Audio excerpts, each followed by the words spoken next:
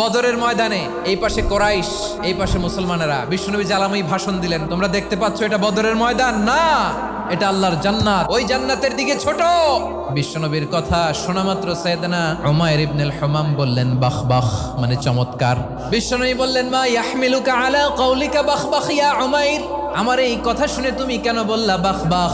ইয়া রাসূলুল্লাহ, আপনার এই কথা শুনে আমি বড্ড খুশি হয়েছি, আর আমি প্রত্যাশা করছি আমি যদি ওই জান্নাতের মালিক হতে পারি তাহলে কতই না ভালো হতো। সুবহানাল্লাহ বলেন। বিশ্বনবী বললেন উমাইর আনতা মিন আহলিহা, তুমি ওই জান্নাতের অধিবাসী, তুমি জান্নাতি। উমাইর চিন্তা করলেন আমি জান্নাতি, নবীর মুখ দিয়ে যখন বেরোইছে ওই জান্নাতে তো আমার ঢুকতেই হবে, কিন্তু হাতে 3টা খেজুর খেয়ে যদি জেহাদের ময়দানে যাই তাহলে জান্নাতে যেতে তো দেরি হয়ে যাবে।